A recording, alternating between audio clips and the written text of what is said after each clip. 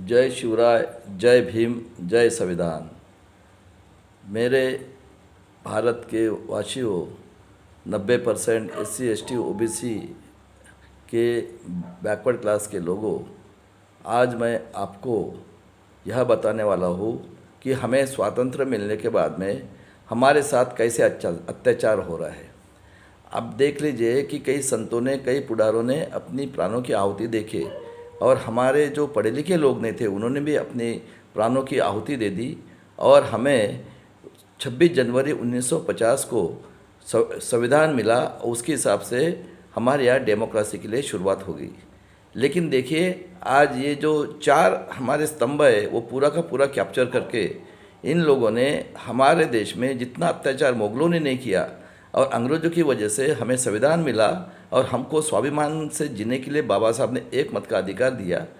लेकिन ऐसे कुछ हमारे देश के ये लोग हैं जिन्होंने वर्ण व्यवस्था बना के हमें हमारा शोषण किया, और उसके कई 3-4 हज़ार साल के बाद में हमें स्वाभिमान से जीने के लिए हमें संविधान मिला। लिखे कि 51 में बाबा साहब ने हिंदू कोड बिल जो हमारे लेडीज़ लोगों के लिए था और काले राय जो OBC समाज के लिए था, उसके विरोध में रिजाइन किया। अब 52 में इलेक्शन होने के बाद में देखिए SC ST OBC के लोग पढ़े लिखे नहीं थे, उनके PA वही हो गए जिन्होंने कसम खाई थी कि हम 100 साल के बाद 1925 में कि हम हिंदू राष्ट्र करेंगे।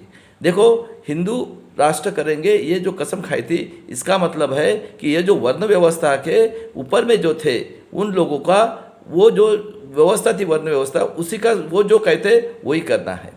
उसके बाद में देखिए, बाबा साहब 6 दिसंबर 1956 को चले गए।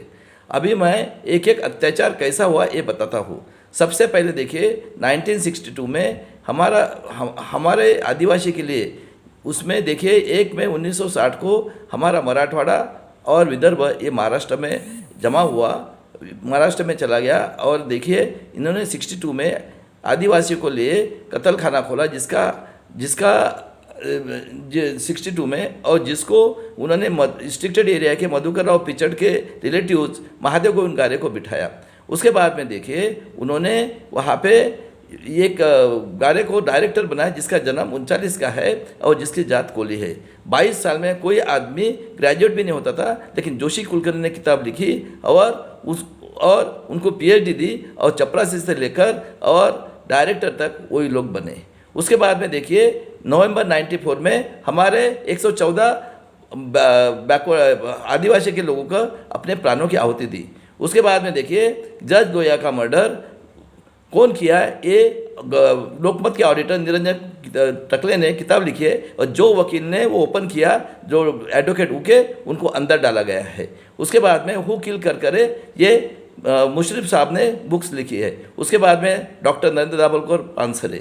उसके बाद में देखिए भाई साहब, इन्होंने हमारे 45 जवानों का, जो भी SC ST OBC के, वो उनको जानवर समझते, उसका कोई 19 में उनको मारा गया बॉम्ब स्फोट में, लेकिन कोई उसकी इंक्वायरी नहीं हो रही क्योंकि वो हमें पशु पक्षी समझते हैं। उसके बाद में देखिए भाई साहब, ये मणिपुर में हमारी बेटी को कपड़े निकाल के करते हैं, घुमाते हैं, उसके लिए कोई एक्शन नहीं होता है। हमारे खेती वाले जो अपने हक के लिए लड़ते वो देशद्रोही हो जाते हैं, और हमारी बेटी को जिंदा जलाया जाता है। उसके बाद में देखिए, जो वकील थी वो कहाँ चली गई। उसके बाद में रितु सिंह जी कई दिनों से अपने रोड पे बैठी है, उसी को पुलिस उसके ऊपर केस करते। उसके बाद में देखिए भाई साहब, ये लोग देशद्रोही कहते हैं, किसी को नक्सलाइट करते हैं और किसी को आतंकवादी करते हैं। उसके बाद में देखिए, इन्होंने पार्लियामेंट में एक खासदार ने 2 लोगों को पास दिया, उसके अगेंस्ट में कोई कार्रवाई नहीं हुई, और उनको 146 लोगों को बाहर निकाल के इन्होंने ये कानून बनाया जो भी गवर्नमेंट के अगेंस्ट में, और इसमें बोलेगा फाइनेंशियल, इसमें उसको 9 महीना विदाउट जमानत से अंदर डाला जाएगा। और उसके बाद में देखिए, इन्होंने CC NRC लाया। CC NRC में ये लोग कहते हैं, हमारे होम मिनिस्टर कहते हैं कि हमें श्रीलंका और बांग्लादेश और पाकिस्तान से लोगों को लेके आना है। अभी देखिए, इन्होंने प्रूव कर दिया। देखिए, हम 90% लोग हैं, 4000 साल हो गया हमें, अभी इन्होंने एजुकेशन ख़त्म कर दी, नौकरी ख़त्म कर दी, और ये हमें अभी गुलाम बनाना चाहते। इसके लिए इन्होंने CC NRC करके हमारी ये जो है ये सब कुछ छीन के, हमारा वोटिंग का गरीब लोगों का छीन के अभी है कैंप बनाए हुए ने उसमें डालने वाले हैं। अभी मैं इनको बताना चाहता हूँ, इन्होंने प्रूव किया है कि हम लोग इनके दुश्मन हैं, ये हमें एजुकेशन नहीं देना चाहते, ये हमें नौकरी नहीं देना चाहते। तो अभी देखिए भाई साहब कि वर्ल्ड के अंदर में ऐसा कोई कंट्री है क्या जिस देश में 3% लोग 90% लोगों के ऊपर में अत्याचार कर रहे हैं। और इंडिपेंडेंस मिलने के बाद में देखिए उन्होंने ऐसी नौबत ला के रखी है कि हमें अभी जो ईवीएम मशीन है ये मनुस्मृति है, मैं कई बार ये किया हूँ, लेकिन वर्ल्ड के अंदर में ऐसा कोई भी कंट्री नहीं है। देखिए इजराइल ने हमास के ऊपर 75 साल से अन्याय किया, लेकिन हमारा दूसरा कंट्री है, ये हमारे कंट्री में रह के हमारे ऊपर अत्याचार कर रहे। देखिए वर्ल्ड जो ह्यूमन राइट्स ऑर्गेनाइजेशन है उन्होंने उसके ऊपर एक्शन लिया, लेकिन देखिए भाई साहब वर्ल्ड के अंदर ऐसा कोई कंट्री है कि बाहर से आए हुए लोग हमारे ऊपर ये अत्याचार करके अभी हमें गुलाम बनाने के लिए ईवीएम मशीन है मनुस्मृति है, उनके डायरेक्टर है, उनकी वही प्रोग्रामिंग करते हैं, उधर वही काउंटिंग करेंगे और वही रिजल्ट लगाएंगे। उसके बाद में देखिए भाई साहब कि अमेरिका में जो लेबर करके लेके आए थे ब्लैक लोगों को, उन्होंने प्रेसिडेंट बनाया, वो ह्यूमैनिटी वाले लोग हैं, लेकिन इनको ह्यूमैनिटी नाम की चीज़ ही नहीं है कि इन्होंने 2,500-3,000 साल तक हमारा शोषण किया और 75 साल पहले हमें संविधान दिया, वो भी ख़त्म करके अभी हमारे ऊपर पूरा का पूरा अत्याचार करके फिर से हमें गुलाम बनाना चाहते हैं। मैं सभी लोगों को रिक्वेस्ट करता हूँ, 90% लोगों को इसका विरोध कीजिए और संविधान बचाने के लिए सभी लोग अभी संविधान विरोधी लोगों के साथ छोड़ के अभी सब आ जाइए, नहीं तो अपनी कौम आपकी गुलाम हो जाएंगी। और सभी देश के मैंने जो एडवोकेट्स है, सुप्रीम कोर्ट रहो या जज है रिटायर, उनको रिक्वेस्ट करता हूँ कि human rights commission, human rights